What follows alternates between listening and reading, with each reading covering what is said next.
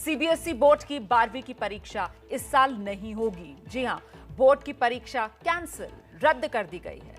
सरकार ने 12वीं बोर्ड की परीक्षा रद्द करने का फैसला लिया है। आज प्रधानमंत्री नरेंद्र मोदी ने अहम बैठक की और इस बैठक के बाद यह फैसला ले लिया गया।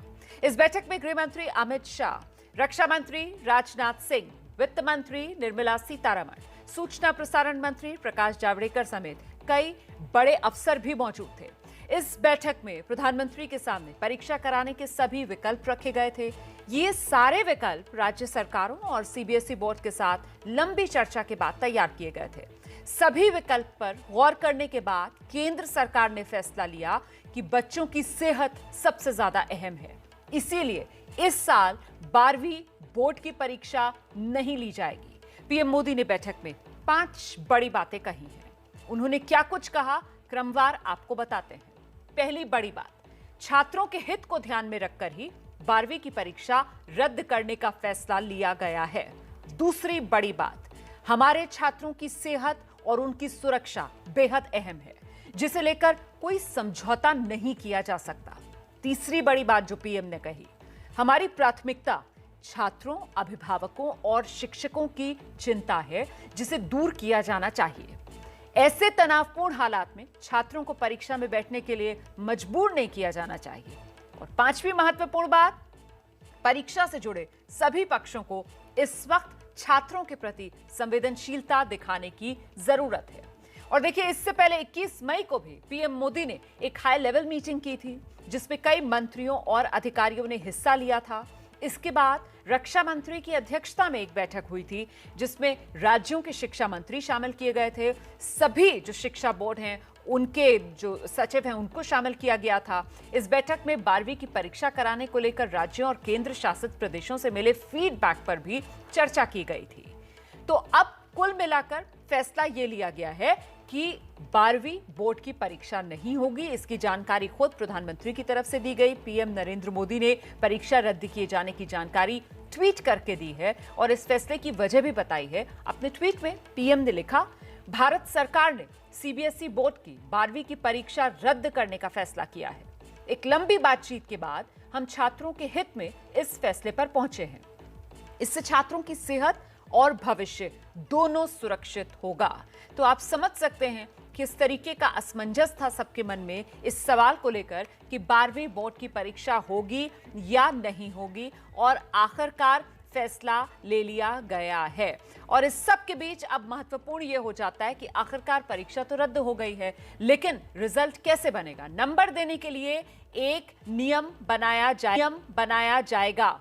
ये साफ कर दिया गया है सरकार की तरफ से। नंबर देने के लिए नियम जल्द तय कर दिए जाएंगे, ये भी साफ कर दिया गया। मतलब ज्यादा इंतजार नहीं करना होगा। निष्पक्ष और समयबद्ध तरीके से रिजल्ट तैयार किया जाएगा। मतलब जिस तरीके से फॉर्मूला 10वीं बोर्ड की परीक्षा भी रद्द हुई तो 10वीं के रिजल्ट तैयार करने के लिए कुछ उसी तरीके का फैसला लिया जाएगा 12वीं का रिजल्ट बनाने के लिए भी। जो छात्र परीक्षा देना चाहते हैं उन्हें फिर बाद में मौका भी मिलेगा, ये भी साफ कर दिया गया है। और जो छात्र परीक्षा चाहते हैं उन्हें हालात ठीक होने के बाद ये मौका दिया जाएगा। तो कुल मिलाकर बड़ी बात ये कि 12वीं बोर्ड के एग्जाम्स इस साल के लिए रद्द कर दिए गए हैं। और इस सब के बीच दिल्ली के उप मुख्यमंत्री हैं मनीष सिसोदिया। उन्होंने सरकार के इस फैसले पर खुशी जताई और इसे वक्त की जरूरत बताया है। हमने जो प्रस्ताव दिया है, अब हमने यही कहा था कि आप एग्ज़ाम कैंसिल कर दें और 10वीं, 11वीं और अभी पिछले एक साल में 12वीं के दौरान बच्चे ने बहुत सी इंटरनल परीक्षाएं दी हैं, प्री बोर्ड एग्जामिनेशंस दिए हैं, 10वीं की बोर्ड की परीक्षाएं दी है, मिड टर्म्स दिए हैं। उन सब में उसकी परफॉर्मेंस के आधार पर उसका आकलन करें और उसको फिर 12वीं में उसके रिज़ल्ट डिक्लेयर करें उसके बेस पे। फिर भी अगर कोई बच्चा उससे संतुष्ट नहीं होता है तो उसको एग्ज़ाम दिलाने की कोशिश करें जब सिचुएशन ठीक हो जाए। तो जो सूचनाएं आ रही हैं, अभी डिटेल्स तो सीबीएसई की ओर से बाद में जारी होगा, लेकिन जो सूचनाएं अभी आई हैं उससे लग रहा है कि यही प्रस्ताव आगे बढ़ाया गया है कि पिछले 2 या 3 साल के आधार पर बच्चे का आकलन किया जाए और फिर जो बच्चा परीक्षा देना चाहे उसको परीक्षा का मौका दिया जाए समय अनुकूल होने पर। तो आप सुन रहे थे दिल्ली के उप मुख्यमंत्री, दिल्ली के शिक्षा मंत्री भी हैं मनीष सिसोदिया को, और लगातार आम आदमी पार्टी दिल्ली सरकार की तरफ से कहा जा रहा था कि इस बार 12वीं बोर्ड की परीक्षा को सरकार को रद्द करने का ही फैसला लेना चाहिए। तो उस पर खुशी जता रहे थे दिल्ली के शिक्षा मंत्री। और इस बीच कुछ छात्रों की प्रतिक्रिया भी आपको दिखाते हैं। छात्र जिनके भविष्य को लेकर यह फैसला लिया गया है, वो क्या सोच रहे हैं, ये जानिए। ठीक भी हुआ है, गलत भी हुआ है। एक्चुअली हमारा मतलब इतना सारा प्रिपरेशन किया, वो भी वेस्ट गया है। बट एक सेफ्टी के मेजर से देखा जाए तो ये हमारे लिए ठीक भी है। अभी जैसे जो हमारा प्रैक्टिकल हुआ है और उसके अर्लियर जितने भी टेस्ट वगैरह हुए थे सारे, तो उसके अकॉर्डिंगली अगर पास कर दिया जाए तो वो बेटर होगा। या फिर कोई ऑनलाइन एग्ज़ाम्स भी ट्राई कर सकते हैं, ऐसा कुछ अलग क्राइटेरिया देख करके। मेरे हिसाब से एग्ज़ाम कैंसिल हो गई, ये बहुत अच्छी बात है, क्योंकि हमारी हेल्थ सबसे फर्स्ट प्रायोरिटी पे आती है।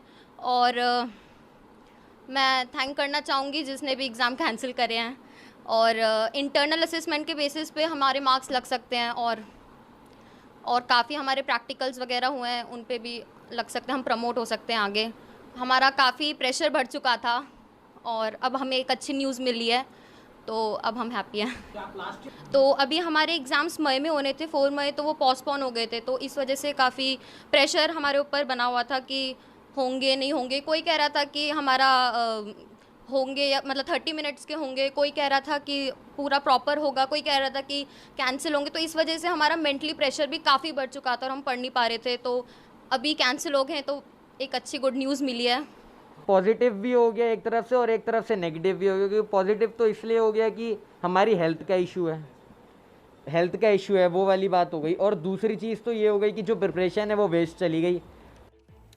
अच्छा देखिए, इसी पर बात करने के लिए मेरे साथ हमारे संवाददाता नीरज पांडे मौजूद हैं। साथ ही हमारे साथ मौजूद हैं एल्कॉन पब्लिक स्कूल के निदेशक अशोक पांडे जी, और एक छात्रा 12वीं की छात्रा हैं गौरिका नागपाल, वो भी इस चर्चा में हमारे साथ जुड़ रही हैं। बहुत स्वागत आप सभी का। सबसे पहले जरा नीरज पांडे का रुख करते हैं और जानते हैं नीरज पांडे से कि जिस तरीके से 10वीं का रिजल्ट बनाने के लिए फॉर्मूला तय हुआ है, क्या उन्हीं लाइंस पर उसी तरीके से 12वीं बोर्ड का रिजल्ट तैयार किया जाएगा? क्योंकि एग्जाम्स तो कैंसिल हो गए। नीरज पांडे, क्या जानकारी है? जी बिल्कुल, ये कही जा सकती है। और एबीपी न्यूज़ जी आपको पूरे देश को ये खबर भी दे रहा है कि सीबीएसई ने, ये सूत्रों से हमारे जानकारी मिली है कि सीबीएसई उसी फार्मूले पर काम करने जा रहा है जिस फार्मूले पर 10वीं का रिजल्ट बनाया जाएगा, उसी फार्मूले पर 12वीं का रिजल्ट भी बनाया जाएगा। क्योंकि 10वीं और 12वीं के लिए फार्मूला अलग नहीं हो सकता है। तो माना जा रहा है कि जो 10वीं में असेसमेंट का तरीका होगा, यानी कि जो उसके पहले प्री बोर्ड एग्ज़ाम हुए और उससे पहले मिड टर्म एग्ज़ाम हुए, उससे पहले तिमाही की जो परीक्षाएं हुई, तो उसमें जो रिज़ल्ट्स निकले थे, उन रिज़ल्ट्स के आधार पर फाइनल रिजल्ट का असेसमेंट किया जाएगा। वैसे ही कमोबेश इंटर के एग्ज़ाम में भी जो 10वीं का फार्मूला है वही इम्प्लीमेंट किया जाएगा। कोई अलग से कोई नया फार्मूला नहीं होगा। अगले 1 दिन 2 दिन में नीरज, मुझे लगता है ये बड़ी राहत की खबर इसलिए होगी 12वीं के छात्रों के लिए, क्योंकि एक ये बात सामने निकल कर आ रही थी कि 12वीं का रिजल्ट तैयार करने के लिए हो सकता है 10वीं के नंबरों को भी काउंट किया जाए, हो सकता है 11वीं के नंबरों को भी काउंट किया जाए। तो कुल मिलाकर ये राहत वाली खबर, 12वीं के छात्रों का रिजल्ट जिस तरीके से 10वीं के छात्रों का रिजल्ट बनाया जाएगा, कमोवेश उसी फॉर्मूले पर तय किया जाएगा। नीरज जी बिल्कुल रोमाना, बिल्कुल ये सही आपने जो कहा है। मेरी जो जानकारी है वो बिल्कुल सही है कि 10वीं का जो रिजल्ट बनाने का फार्मूला है वही 12वीं का फार्मूला, उसी फार्मूले से 12वीं का रिजल्ट तैयार किया जाएगा। और अगले 1-2 दिन के अंदर सीबीएसई इसकी आधिकारिक घोषणा भी कर देगी। दूसरी जो सबसे महत्वपूर्ण बात यह है कि क्योंकि परीक्षा इसलिए भी और रद्द की गई, और रद्द करने के पीछे रीज़न यही रहा कि चूँकि आने वाला जो सेशन है, खासकर जो हायर एजुकेशन के लिए, कॉम्पिटेटिव एग्ज़ाम्स के लिए विदेशों में पढ़ने जाने बहुत सारे बच्चे पढ़ना चाहते हैं, उनके लिए ये बड़ी आसानी होगी। क्योंकि अगर एग्ज़ाम कराते तो जाके कहीं अगस्त में एग्ज़ाम होता, फिर सितंबर अक्टूबर तक रिजल्ट आता, तो फिर पूरे वर्ल्ड का जो सेशन है वो बहुत पीछे छूटा। तो बहुत धन्यवाद आपका, बहुत धन्यवाद आपका। मैं जरा जल्दी से रुक कर लेती हूँ। अशोक पांडे जी का निदेशक हैं, एल्कॉन पब्लिक स्कूल के, हमारे साथ जुड़ रहे हैं। अशोक पांडे जी, आपसे जानना चाहूंगी कि आप खुश हैं सरकार के इस फैसले पर? सही फैसला लिया सरकार ने?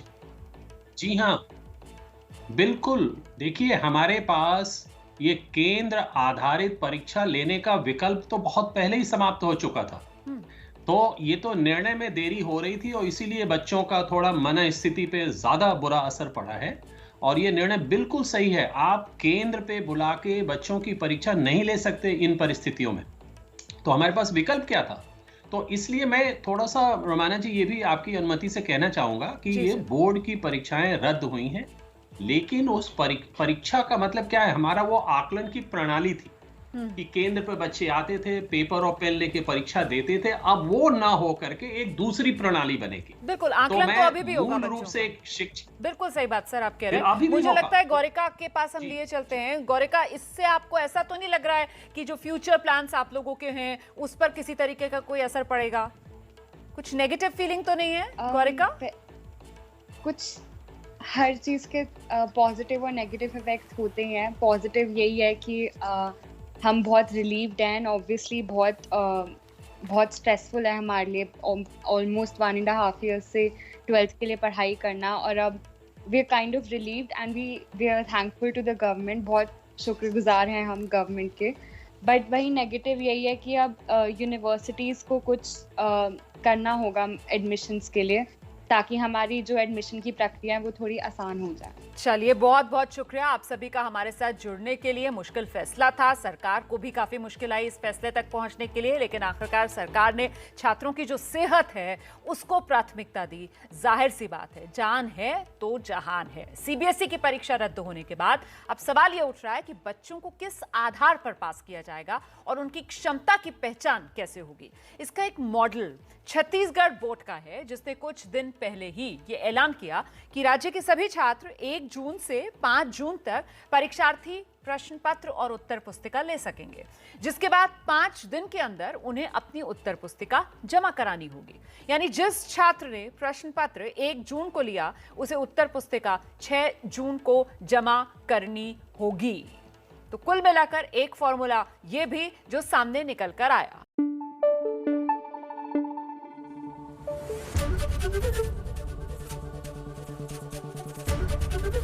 एबीपी न्यूज आपको रखे आगे।